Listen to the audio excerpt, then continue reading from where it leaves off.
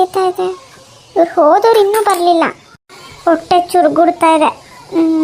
ಬೆಳಗಿನ ನೀರೇ ಕುಡಿತಾ ಇದ್ದೀನಿ. ಜಾಸ್ತಿ ನೀರು ಕುಡಿದ್ರೆ ವಾಂತಿನೇ ಬಂದಂಗೆ ಆಗುತ್ತೆ. ತಗೊಳ್ಳಿ ಮೇಡಮ್, ನಮ್ಮ ಬಾಸ್ ನಿಮಗೆ ತಿಂಡಿ ತಂದ್ಕೊಡಕ್ಕೆ ಹೇಳಿದ್ರು. ಸರಿ, ಪರವಾಗಿಲ್ಲ. ನಮ್ಮ ಮನೆಯವ್ರು ಹೋಗಿದ್ರೆ ತರಕ್ಕೆ. ಪರವಾಗಿಲ್ಲ ತಗೊಳ್ಳಿ ಮೇಡಮ್. ಇಲ್ಲಿಂದ 3 ಕಿಲೋಮೀಟರ್ ಹೋಗಬೇಕು ತರಕಾರಿ ತೊಗೊಂಬರಕ್ಕೆ. ಮತ್ತು ಅಕ್ಕಪಕ್ಕ ಯಾವ ಹೋಟೆಲ್ಲೂ ಇಲ್ಲ.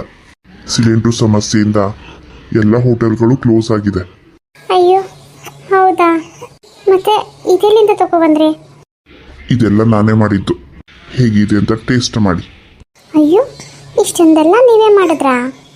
ಹೌದು ಮೇಡಮ್, ನಾನೇ ಮಾಡಿದ್ದು. ಹೇಗಿದೆ ಅಂತ ನೋಡಿ. ಇವಾಗ ಇದನ್ನು ತಿನ್ನಿ. ಮಧ್ಯಾಹ್ನದ ಊಟಕ್ಕೆ ನಿಮ್ಮ ಹಸ್ಬೆಂಡ್ ತಂದು ಕೊಟ್ಟರೆ ತರಕಾರಿನ ನೀವು ಅಡುಗೆ ಪ್ರಿಪೇರ್ ಮಾಡ್ಬೋದು. ತುಂಬ ಥ್ಯಾಂಕ್ಸ್. ನಾನು ಏನಪ್ಪ ಅಡುಗೆ ಮಾಡೋದು ಇವಾಗ? ಇಷ್ಟೊತ್ತಾಯ್ತಲ್ಲ ಬರೋದು ಇವರು, ಇನ್ನೂ ಬಂದಿಲ್ಲ. ಅವ್ರು ಬಂದು ನಾನು ಅಡುಗೆ ಮಾಡೋ ಅಷ್ಟರಲ್ಲಿ ಮಧ್ಯಾಹ್ನ ಆಗೋಗ್ಬಿಡುತ್ತಲ್ಲ. ಅವ್ರಿಗೆ ಆಫೀಸಿಗೆ ಏನು ಕಳಿಸಿ ಅಂತ ಯೋಚನೆ ಆಗಿಬಿಟ್ಟಿತ್ತು. ಮತ್ತು ನನಗೆ ಕೂಡ ತುಂಬಾ ಹೊಟ್ಟೆ ಹಸಿತಾ ಇತ್ತು. ಸರಿಯಾದ ಟೈಮ್ಗೆ ಊಟ ತಂದುಕೊಟ್ರಿ. ತುಂಬ ಥ್ಯಾಂಕ್ಸ್ ನಿಮಗೆ. ಆಮೇಲೆ ಮಧ್ಯಾಹ್ನದ ಊಟ ಮತ್ತು ರಾತ್ರಿ ಊಟನ ನಾನೇ ಕಳಿಸ್ಕೊಡ್ತೀನಿ. ಇಷ್ಟೊಂದೆಲ್ಲ ಸಹಾಯ ಮಾಡ್ತಿದ್ದೀರಾ, ತೊಂದರೆ ತಗೊಂಬಿಡಿ.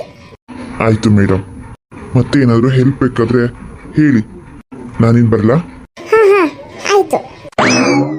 ಹಬ್ಬ, ಪುಣ್ಯಾತ್ಮ, ಹೆಂಗೋ ಟೈಮ್ ಕರೆಕ್ಟಾಗಿ ಊಟ ತಂದುಕೊಟ್ರು. ಇಷ್ಟೊಂದೆಲ್ಲ ಊಟ ತಿನ್ನೋಕ್ಕಾಗತ್ತಾ ಇವಾಗ? ಅವರು ಬರಲಿ, ಇಬ್ಬರು ಕುತ್ಕೊಂಡು ತಿಂದು ಖಾಲಿ ಮಾಡಿದ್ರಾಯ್ತು. ಶಿಲ್ಪ, ಬಂದ್ರಾ? ಬನ್ನಿ ಬನ್ನಿ, ನಿಮಗೋಸ್ಕರನೇ ಕಾಯ್ತಾ ಇದ್ದೆ. ಬನ್ನಿ, ಊಟ ಮಾಡಿಬಿಡಿ. ಬಿಸಿ ಬಿಸಿಯಾಗಿದೆ. ಇನ್ನು ಊಟ ಆರೋಗ್ಬಿಡುತ್ತೆ. ತರಕಾರಿಗಳನ್ನ ನಾನು ಆಮೇಲೆ ಕಟ್ ಮಾಡಿಕೊಂಡು ಸಾಂಬಾರು ಮಾಡ್ತೀನಿ. ಊಟನಾ? ಅಲ್ಲ ಶಿಲ್ಪ, ನಾನು ತರಕಾರಿ ತರ್ತಿರೋದೇ ಇವಾಗಲ್ವಾ? ಊಟ? ಅಯ್ಯೋ, ನಾನು ನಿಮ್ಗೆ ಹೇಳೋದೇ ಮರ್ತುಬಿಟ್ಟೆ. ಒಂದು ನಿಮಿಷ ಇರಿ. ಇಲ್ಲೋಡಿ. ಅರೆ ಶಿಲ್ಪ, ಊಟ ನೀನು ಮಾಡಿದ್ಯಾ ಅಡುಗೆನ? ತರಕಾರಿ ರೇಷನ್ ಏನೂ ಇರಲಿಲ್ವಲ್ಲ, ಹೇಗೆ ಮಾಡಿದೆ? ಅಯ್ಯೋ, ಅದೇನು ಗೊತ್ತಾ, ಅದೇ ಈ ಮನೆಯಲ್ಲಿ ಒಬ್ರು ವಾಚ್ಮೆನ್ ಥರ ಇದ್ದಾರಲ್ಲ, ಅದೇ ನಿಮ್ಮ ಫ್ರೆಂಡ್ ಪರಿಚಯ ಮಾಡಿಸ್ಕೊಟ್ರಲ್ಲ, ಅವ್ರು ತಂದ್ಕೊಟ್ರು ರೀ. ಏನೋ ಅವ್ರು ತಂದ್ಕೊಟ್ರಾ? ಹ್ಞೂ ರೀ, ಅವರೇ ತಂದ್ಕೊಟ್ಟಿದ್ದು. ಅವರೇ ಮಾಡಿರೋ ಅಡುಗೆ ಅಂತೆ. ಗಮ್ ಅಂತ ಇದೆ. ನಿಮಗೋಸ್ಕರನೇ ಕಾಯ್ತಾ ಇದ್ದೆ. ಬರ್ರಿ, ಇಲ್ಲೇ ಕುತ್ಕೊಡೋಣ, ತಿಂದು ಜಮಾಯಿಸ್ಬಿಡೋಣ. ಬನ್ನಿ, ಬಿಡಿ ಬಿಡಿ, ತರಕಾರಿ ಬಿಡಿ, ಅಲ್ಲಿ ಇಡಿ, ನಾನು ನೋಡ್ಕೋತೀನಿ. ನಾನು ಶಿಲ್ಪ, ಒಂದು ನಿಮಿಷ ಇರು. ಯಾಕ್ರಿ? ಊಟ ಮಾಡಿ ತುಂಬ ಹೊಟ್ಟೆ ಹಸಿತಾ ಇದೆ. ನನಗಂತೂ ತುಂಬ ಹಸಿವಾಗ್ತಿದ್ಯಪ್ಪ. ತಿನ್ನಿ. ತಗೋ ಶಿಲ್ಪ, ನಾನು ನಿನಗೆ ನಾನೇ ಊಟ ಮಾಡಿಸ್ತೀನಿ. ಯಾಕ್ರಿ? ನಾನು ತಿಂತೀನಿ ಬಿಡಿ. ಇಲ್ಲ ಶಿಲ್ಪ, ನಾನು ತಿನ್ನಿಸ್ತೀನಿ. ಇವತ್ತು ನಾವಿಬ್ರು ನೆನೆಸ್ಕೋಬೇಕಾಗಿರೋ ದಿನ. ಇದೇ ಮೊದಲನೇ ಸರಿ ನೀನು ನನ್ನ ಜೊತೆ ಕೂತ್ಕೊಂಡು ಊಟ ಮಾಡ್ತಾ ಇರೋದು. ಇದನ್ನ ಜೀವನದಲ್ಲಿ ಯಾವತ್ತಾದ್ರೂ ಮರೆಯೋಕ್ಕಾಗುತ್ತಾ? ಇದು ನೆನಪಲ್ಲಿ ಇರಬೇಕು ಅಂತ ಅಂದರೆ ನಾನೇ ನನ್ನ ಕೈಯಾರೆ ನಿನಗೆ ತಿನ್ನಿಸ್ಬೇಕು. ಯಾಕೆ ಹಿಂಗೆ ಎಮೋಷ್ನಲ್ ಆಗಿ ಮಾತಾಡ್ತಿದ್ದೀರಾ? ಎಮೋಷ್ನಲ್ ಅಲ್ಲ ಶಿಲ್ಪ, ಪ್ರೀತಿ, ಕಾಳಜಿ. ನನ್ನನ್ನು ನಂಬದಿರೋ ನನ್ನ ಹೆಂಡತಿಗೆ ಅವಳ ಜೀವನದಲ್ಲಿ ನೆನ್ಪಿಟ್ಕೊಳ್ಳೋ ಅಂತಹ ಪ್ರೀತಿ ಕೊಡಬೇಕು ಅಂತ ಆಸೆ ನನಗೆ. ನನಗೋಸ್ಕರ ನಿನ್ನ ತಂದೆ ತಾಯಿನೇ ಬಿಟ್ಟು ಬಂದಿದ್ಯಲ್ವಾ? ನನಗೆ ಗೊತ್ತು, ನಿಮ್ಮ ತಂದೆ ತಾಯಿ ನಾನು ಆಗಕ್ಕಾಗಲ್ಲ. ಬಲವಂತವಾಗಿ ನಾನು ಅವ್ರನ್ನ ನಿನಗೆ ತಂದು ಕೊಡೋಕ್ಕೂ ಆಗಲ್ಲ. ನನ್ನ ಮನಸ್ಸಲ್ಲಿ ಗಿಲ್ಟ್ ಫೀಲ್ ಆಗ್ತಾ ಇದೆ. ನನ್ನಿಂದ ನಿಮ್ಮ ತಂದೆ ತಾಯಿ ಪ್ರೀತಿನ ನೀನು ಕಳ್ಕೊಂಡೇನೋ ಅಂತ. ಅವ್ರ ಸ್ಥಾನನ ಆದಷ್ಟು ತುಂಬೋದಕ್ಕೆ ಪ್ರಯತ್ನ ಪಡ್ತೀನಿ ಶಿಲ್ಪ.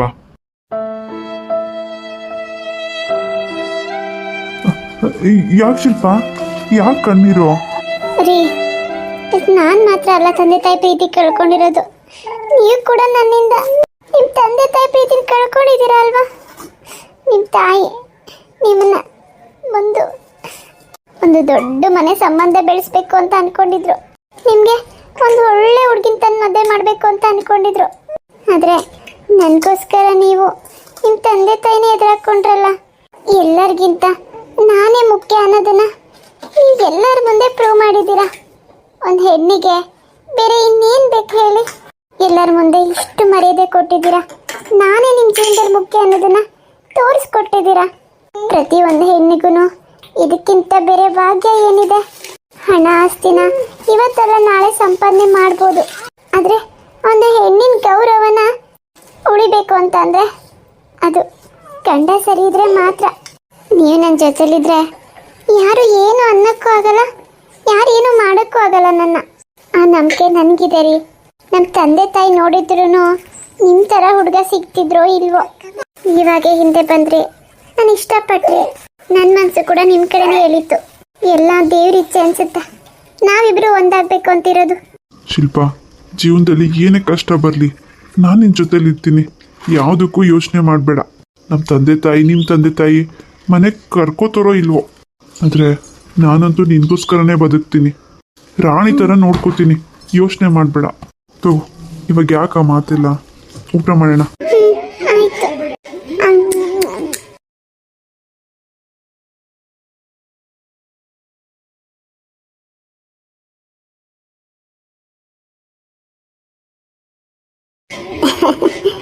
ಅದ್ಯಾಕ್ರಿ ಹಂಗೆ ನೋಡ್ತಿದ್ದೀರಾ? ಏನಿಲ್ಲ ಶಿಲ್ಪ, ಅದೇನಂತ ಹೇಳಿ. ಏನಿಲ್ಲ, ಸುಮ್ಮನೆ ಹಾಗೆ ನೋಡ್ತಾ ಇದ್ದೆ ಅಷ್ಟೆ. ಏನು ಕೇಳ್ಬಿಡ, ನಿನ್ನ ಪಡ ನೀನು ಕೆಲಸ ಮಾಡ್ತಾ ಇರು, ನಿನ್ನೆ ನೋಡ್ತಾ ಇರ್ತೀನಿ. ಸರಿ ಹೋಯ್ತು. ಕೆಲ್ಸಕ್ಕೆ ಹೋಗಲ್ವಾ? ಯಾಕೋ ಕೆಲ್ಸಕ್ಕೆ ಹೋಗ್ಬೇಕು ಅಂತಾನೆ ಅನಿಸ್ತಾ ಇಲ್ಲ. ಸರಿ ಹೋಯ್ತು. ಹಾಗಿದ್ರೆ ನೋಡ್ತಾ ಕುತ್ಕೊಂಡ್ಬಿಟ್ರೆ ಹೆಂಗ್ರಿ? ನೀವು ಹೋಗ್ಬಿಟ್ಟು ಬನ್ನಿ, ನಾನು ಬಿಸಿ ಬಿಸಿಯಾಗಿ ಅಡುಗೆ ಮಾಡಿ ಇಟ್ಟಿರ್ತೀನಿ. ಹೋಗ್ಲೇಬೇಕಾ? ಹೋಗ್ಲೇಬೇಕು. ಹೋಗಿಲ್ಲ ಅಂತಂದ್ರೆ ನಮ್ಮ ಹೊಟ್ಟೆ ಪಾಡು ಹೇಗೆ ಹೇಳಿ? ಹೌದು ಬಿಡಪ್ಪ, ಆಯ್ತು. ಜಾಸ್ತಿ ಕೆಲಸ ಮಾಡಕ್ ಹೋಗ್ಬಿಡ, ನಿಂಗೆ ಎಷ್ಟಾಗುತ್ತೋ ಅಷ್ಟು ಮಾಡು. ನಾನಿನ್ ಬರ್ತೀನಿ ಶಿಲ್ಪ. ಹಾ ಆಯ್ತು, ಹುಷಾರು. ಹೋಗ್ಬನ್ನಿ. ಅಯ್ಯೋ ಒಂದು ನಿಮಿಷ ಇರಿ. ಯಾಕೆ ಶಿಲ್ಪ? ಅದು ಮನೆಯಿಂದ ಹೊರಗಡೆ ಹೋಗುವಾಗ ಪರ್ಕೆ ಇಟ್ಕೊಂಡು ನಿಂತ್ಕೊಳ್ಳೋದಾಗ್ಲಿ, ಕಸ ಗುಡ್ಸೋದಾಗ್ಲಿ ಮಾಡಬಾರ್ದಂತೆ. ಅದಕ್ಕೇನೆ ಪರ್ಕೆನ ಆ ಕಡೆ ಇಟ್ಟೆ. ಹೋ ಹೌದಾ, ಸರಿ ಆಯ್ತು. ನಾನೇನು ಬರಲಾ? ಆಯ್ತು.